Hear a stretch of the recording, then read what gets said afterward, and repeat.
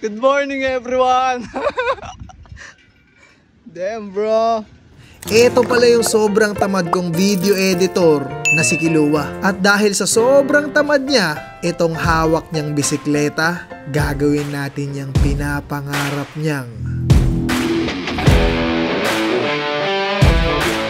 Honda. Kids, ikaw na lang natitira dito. Anong oras na? 12:48. Tanghali na, par, hindi ka pa rin natutulog. Kailangan eh. Pre, baka naman tumagos ka niyan. Takbo lang, baliktad na rin yung oras ng tulog ko eh.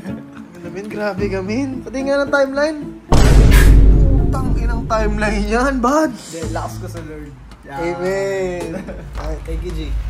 Nang dahil sa sobrang tamad netong taong to, nalaman ko na binibenta niya na yung una niyang big bike. Miss ka namin, kaibigan. Huling memorya. Huling memorya. At kesa mag-edit, sa sobrang tamad, naghahanap pa ng bibilin na kotse ngayong Pasko. Kaya ngayon, ito na ang revelasyon. Mga kumpadre, handa na ba kayo? Handa na kami! So, ngayong araw, mahahawakan natin ang ipagkakatiwala sa atin ng ating kaibigan na simpleng kotse lang. Uy, at ang kotse na to ay nagngangalang Lamborghini, Uy! La Ferrari, Uy! at GTR. Uy! Wala ba Supra Boy? Meron tol, actually isa yun sa mga ililista ko. Uy, Supra! So sabi ko, sige boss, ako na bahala, dadaan ako ngayon dyan, silipin natin yung unit, tapos eto na, medyo malapit kami, 6 minutes away, bago ang revelasyon. Oy! Sa akin ang Ferrari, color red. Sa akin ang Lambo. Oh, love, ano sa'yo? Sa akin, wala, ikaw lang. Uy, ngayon ko lang nakita si Carlo yung bugot. Sa'yo lang ako sasakot! Kasi Ferrari sasakyan ko, di ba? Huwag kang mag-alala, ikaw lang tuturbo eh. Hindi yan, nagkakaturbo naman.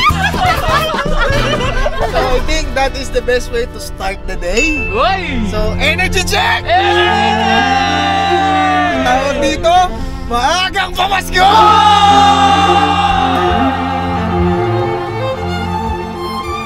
Padre, nasa lokasyon na tayo.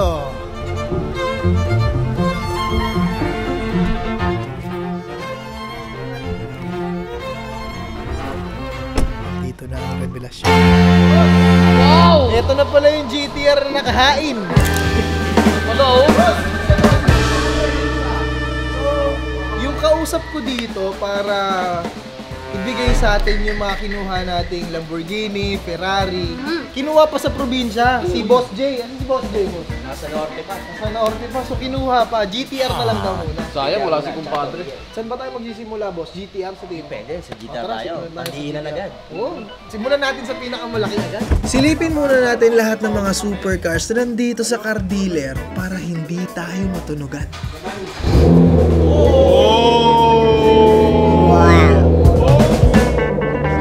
Sige, sound check! Sound check.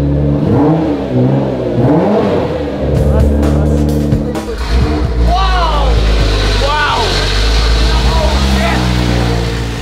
Teka lang, ayoko niyan, maingay. Maingay ba yan, Boss? Okay, sige. Ayoko niyan. Dahil medyo maingay ito, punta muna tayo sa makatotohanan na kotse. Saan? Yung Honda Jazz. Silipin natin. Okay. Hindi, kay Kills kasi ito. Titignan natin kung bagay kay Kills. Yan ba yung gusto mo? Ito ang itsura ng nabiglang muka dahil sisilipin na natin ang pinapangarap niyang kotse. Ano ba? Yan muna kanino to? Okay, so ikaw na bahala sa kanya, boss, kasi sure buyer to eh. Bagay na Dito bagay sana. sa'yo, boss. Oo, promise. Naging Bagay na sure bagay buyer sa'yo. pa bigla. Tsaka fresh unit yan. Hindi, kasi sabay kami bibili ni Kilua. Bibili ako ng BMW M4. Gusto ko na rin Tapos mag-adjust ah. Honda Jazz siya. Lukat na natin. Hey! Ganda yan, boss. Ayun bro. I closed the chapter. Start siya, ano sa'yo? Push Chase start. what I'm after. Hey! Just knew that I'd leave. Sa loob mo muna. Engine check. Ganda yan. Kills, yung forma ng Honda Jazz, kung ano yung forma ng motor mo dati. Oo nga, kulay pula. Black and red, bro. Bagay na bagay, G. Feeling ko yan na yun. Ano, una. Sa Ay, presyo magkakalabasan. de, boss, pwede pa, sige, timbre mo na yung details, bossing, kayo sa kanya. Boss, ano to, yung asking price namin nito is 525k. Goods na siya dun sa 525, pero ano, negotiable pa naman. Magkano ba budget mo? Lagi, 350 lang. 350? Oo. Naku, sobrang baba naman nun, boss. 375. Hindi kaya. Ay, sabi kasi ni Boss J, boss, na ano, na kaya niya daw bigyan kami ng discount ng hanggang mga 350. So, hindi ba Hindi kaya, boss. Sige, Sige, boss. 20,000. Matay mo muna, baka ano eh. Hindi mo pa naman siya nabibili. 100 na. Pero G, tignan mo muna, Kills, alika. Loko-loko. Grabe ka naman, boss. Labas nyo na yung e-bike. Pero G, okay sa'yo to, sa tingin mo? Oo, pero wala siyang plano bids na ano eh, ganyang model. Kumbaga, higher na siya sa expectation. Bakit ano ba model yung titingnan? 2011, mga ganun, 12. Kaya mas mura. Pasok sa budget. Pero Pero sa... Ay, parang nalungkot si Alam mo, 350. Pag 350, baka ano na yun eh, mga may issue na. Ito ganun. kasi fresh na fresh to eh. 2050, naka-push start na rin. So hanggang saan yung negotiable? Siguro yung Last price mo. last price na sinabi sa'yo, magkano ba yung last price na sinabi sa'yo? Boss, sabi niya sa akin yun, 350. Sabi niya sa akin, hindi talaga kaya mo. Hindi kaya, boss. Kami papagalitan kasi. Sige, boss.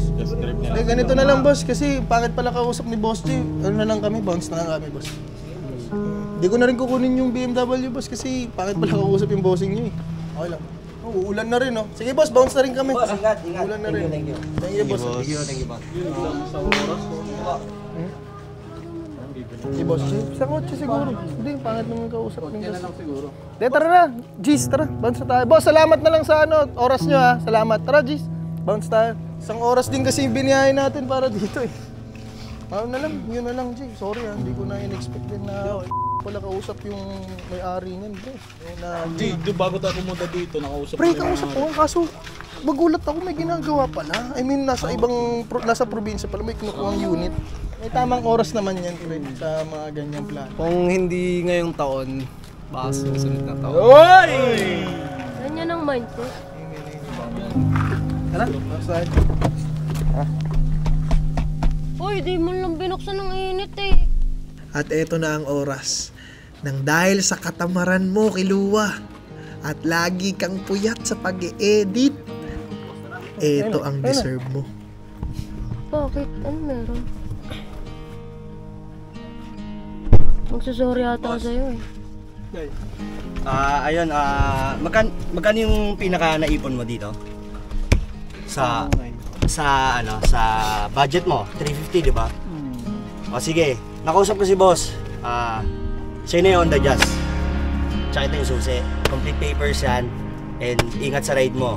Yung kulang mo, kaya mo may nag-provide na nun. Okay, magpapa-thank you ka lagi kay God. Okay? Yun yung nag-provide na. Complete papers, boss. Para sa'yo talaga to. Biro lang yung kanina. Ayan. Hindi nga, totoo ba?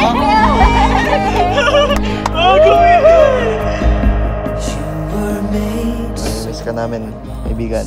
Memorya. Huling memorya. Good morning everyone! Dating naka-big bike, ngayon naka-bike na lang. Alam mo kung sino nagbigay sa'yo nito? Hindi ako. Ang nagbigay sa'yo nito. Regalo sa'yo to. Ni Lord. Papa J!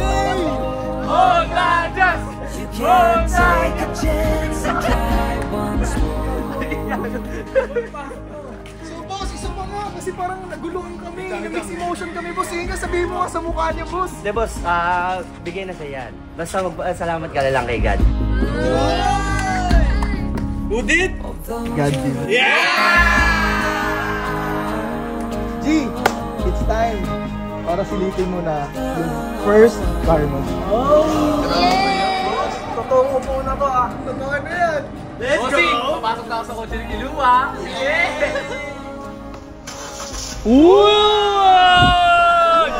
G, Pwede ba kaming sumakay? Uy, pwede. Sakay. Ang lamig palaboy sa kotse ni Kiluwa. Kills, yun na Wooded. Gadin. Bakit ba, G? Para saan ba yung kotse na to?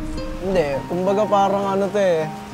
Yung purpose ko kung bakit nag-four wheels ako para ano eh, sa family ko talaga, Bads. Kasi yung history ng family ko kasi ano eh, watak-watak kami. So ang hirap nung mag-bonding kami na magkakasama. Tsaka yung panahon ngayon, tag-ulan. Kailangan komportable sa loob ng kotse talaga. So yun yung reason ko. Kaya binitawan ko rin yung big bike, kumbaga sinacrifice ko para sa family. So ngayon, may budget ka pang 350,000. Tama? Yung 350,000 na yan, pambili mo ulit ng big bike. I've been working so hard to get you out. Kasi wala kang gagastusin dito sa Honda Jazz. Bigay to ni Lord. The words that you have said. Solid si Lord, Bad. Amen. Kumbaga ano lang to eh. Pinagpipray ko. Naiyak na ako. Wala. Till we both rocking on the porch. Yes, sir. This is it, G. Solid si Lord, Bad. Solid. Okay, so ngayon, G, enough na. Tama na to, pre. Magpirmahan na tayo ng mga papers para mapunta na talaga sa'yo to.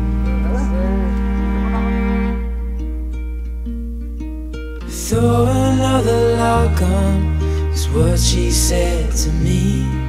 Just because the stars out doesn't mean we need us. Okay, patingin niya muna ng ngiti. Ano ba yung ways? Ibang-iba. Sobrang ibang-iba yung saya kapag nakuha mo finally yung first na pinapangarap mo na sasakyan. Tara na, par. At sobrang masaya ako kay Kiluwa dahil God answered your prayers. Yes. At this is it. I just want you to enjoy your first car. At huwag kalimutan maging grateful sa taas dahil siya nagbigay sa inyo. Ako, sobrang masaya ako para sa iyo, Kiluwa. Kita ko kasi sa mata mo talaga how thankful you are, how grateful you are, and ibinabalik mo talaga kay Lord. Sabi nga, di ba sa Biblia, Proverbs 16 verse 3, commit to the Lord whatever you do and your plans will succeed. Alam ko, plano mo magkakotse at ibinigay pa niya sa'yo ng mas maganda. Kaya deserve mo yan, and to God be all the glory. Amen. Alam mo na yan, ikaw pa. Ay na, solid par. Unexpected yung mga pangyayari. Kumbaga, grabe yung ano yung atake ni Lord. Dati, ano lang yan eh. Nasa list lang ng buhay ko. Yung magkakotse, balang araw. Tapos ngayon, binigay na ni Lord. So ayan, nagpapasalamat ako sa BG. Then, kasi sila yung naging way ng pangarap kong to. At, ayun, to God be the glory. Yes, sir. Okay, tinatanong ni Carlin kung ano daw plano mo sa... Ano plano mo sa dapat pambili mo ng sasakyan? Babawiin mo ba yung motor mo? Pantambutso siguro. Hindi, ang plano ko dyan, Bad. Siyempre, di ba si Lord nagbigay? Meron kasing history, Bad, na sa past church ko. Na nagsisimula ulit sila ng panibagong church. So, bala ko, Bad, magbigay ng, alam mo yan, Something na talagang kailangan nila. Wow, Jim, Para sa ganda nun. bukas na bukas, Bad, sakto Sunday. Amen, Jim! Bukas na bukas. Diretso ka sa church. Kasi yun, pupunta ko din si Mama. Babalita ko sa kanya yung bigay ni Lord. Yes! Ito na, pre. Gusto mo lang. Nakatawa naman. Andito ka na, pre. So gusto kong huling mensahe sa'yo na kupal ka kasi. Ngayon, pre, masyado mo kasi ginagalingan. Ayan, tuloy. May bago kang i-edit.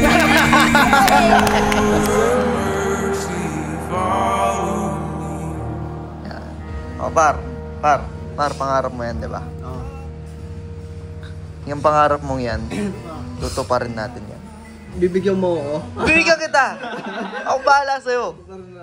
Oo. Cambio mo para. Cambio. Ano mo yung manobela para. Okay? Hawak na dito. 3, 2, Sino yung passenger natin? passenger.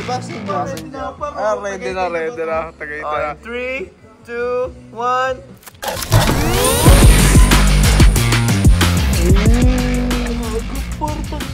Ang galing! Ang galing!